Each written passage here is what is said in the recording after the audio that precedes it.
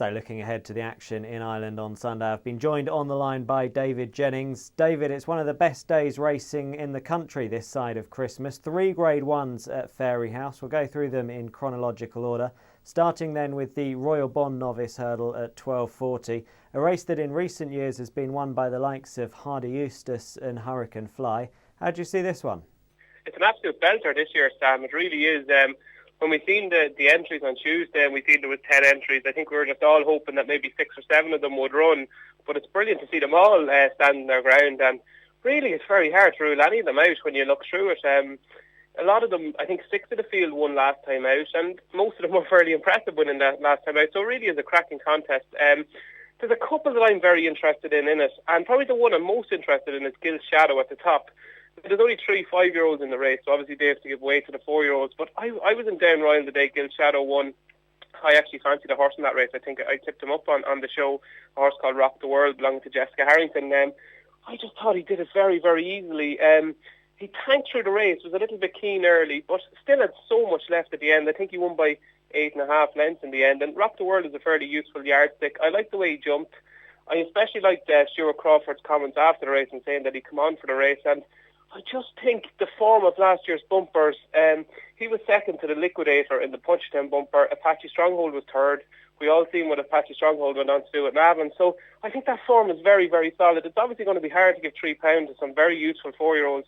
And of the 4-year-olds, the 2 I'd be most interested in is Very Wood, who I think will reverse Navan form with Manila For You, and Gambling Girl, the mare belonging to Jessica Harrington. She's looked very good, and I did a piece with Jessica Harrington that's actually in the paper today, and she thinks a lot of Gambling Girl. Has been working very well, gets the £7, gets £10 from Gil Shadow. So a 10-1 Gambling Girl would be interesting, but I think the most likely winner of the race is Gil Shadow. And David, the Drinmore Novice Chase looks a real cracker as well. The likes of Road to Riches, Don Cossack and Sizing Rio in the lineup. It is indeed, yeah. I think the 2 to concentrate on here are the Gig and St. Joe. As you probably know, I'm a huge fan of Don Cossack and have been. I was a little disappointed that he couldn't beat Morning Assembly the last day. And I think it's fair to call his attitude into question. He might just be a little bit soft. Came there to win his race. He jumped brilliant that day. He really did jump well. And I think he's best going right-handed. I was just a little bit disappointed. He got a length up in Morning Assembly. And then Morning Assembly is a stout there.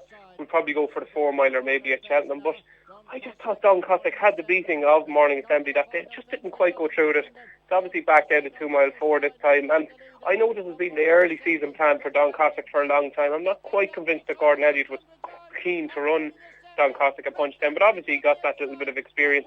I think he's just a little bit classier than Road to Riches. I was impressed with Road to Riches at Naas over a trip that was short of his best. It was only 2-mile trip today.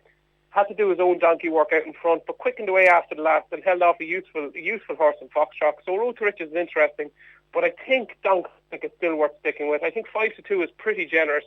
I think he's still even getting beaten by Morning Assembly by that half a length. I still think that's probably the strongest form in the race. And I think it might be good enough to take this Grade 1 success. Sizing Rio jumped fantastic at Cork the last day, but I just think he lacks that touch of class. For all that he jumps brilliantly, I just don't think he's quite as talented as Don Cossack.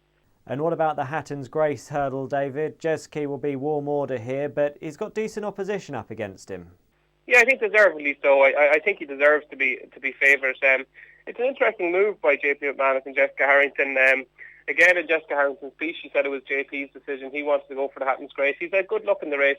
He's to back won it a couple of times. And, you know, Jessica, looking back on the Down Royal run, they went very, very slow early. I know he was quite keen early on, but I didn't think he was too free, given that they went absolutely no pace and he had to make his own running. You know, he's a real talented horse. I think the main novice race from last season, I think it's going to work out to be the Supreme. I think that's really solid form with Champagne Fever and My Tent Are Yours. I don't think the 2-mile 4 is going to inconvenience Jesse too much. If you look at his pedigree, you've got Jetson in it, you've got Gennari, you've got Jared. They all stayed further than 2 mile. And even Jetson was far better when he raced beyond 2 miles. So, you know, Jesse is the class horse. He's rated 161. I think he's got about maybe £9 in hand on Rule the World. I think that's a fair assessment of both horses' ability. I think Jesse is going to be very good this year in Ireland. I think even at Christmas, if he goes against Hurricane Fly in our corner, I think Jesse is probably the one that might take all the beating over 2 miles at Leopardstown. And I'd be very disappointed if Jesse wasn't up to winning this. He has that touch of class. The dig out he shouldn't be good enough. This is kind of plan B. They were hoping he'd make a Grade 1 chaser. You've got Zyper, who won the race last year. Just when he does meet one better than him, he just can't really cope. Diakali was a decent juvenile hurdler last year, a dual Grade 1 winner. But as I said, I think Jeske will have the measure rule the world, and hopefully Jeske can continue to be a champion hurdle contender.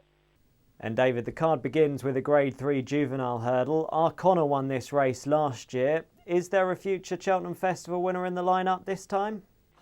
There could well be. I think all eyes will be on Anna Liffett here. Ruby was right. It's in Gigginstone's first colours, but Ruby rides it.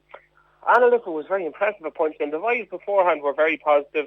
Was sent off 1 to 3 to beat a stable companion who ran very well at Ballinrobe, Noble Inn, who reopposes again. But it was very, very straightforward for the filly. She jumped well, she travelled well, she was quite keen early again. But she looked to know her job very well. And, she looked, of all the juvenile hurdlers that ran this season, you could point to her Gilgo Bay, who looked very good at Punchestown. But I thought Anna Liffett was probably the best of them. She obviously gets weight from the remainder of the field, and she's going to be a warm order. I think she was originally installed at 8 to 13. I think she's 4 to 7 now. I could see that shortening considerably before the race. I'd be surprised if she went off a 2 to 5 shot, maybe 1 to 3. And again, like Jeske, I think there'll be a few very long faces if Anna Liffett can't win.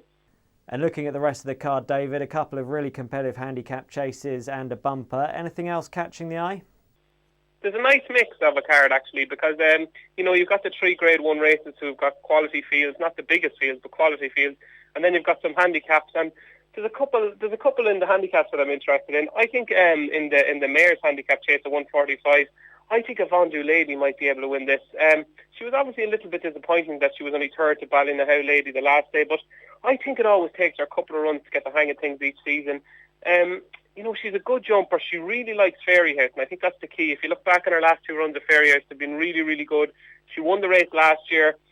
She's gone up a little bit in the weight. She's rated 132 now, but this is a real open race. Everybody, I think, seems to be jumping on the Liz Destraval bandwagon. She fell at the second last at Clonmel against Vendu Lady and Ballynahoe Lady. Would have been a big player that day and gets lumps of weight.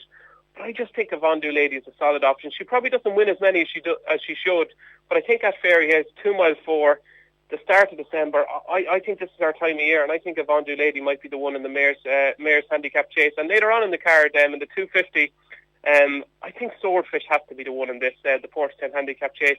He just stays all day. He's gone up a good bit in the weights for his recent win, but I think he would have won with a stone more on his back the last day. He was really impressive, and Jodie McGarvey is very capable, takes £5 off, and I think Swordfish, hopefully, I say it will be well backed, it will be well fancied, and I think Swordfish might take a lot of beating in that 250.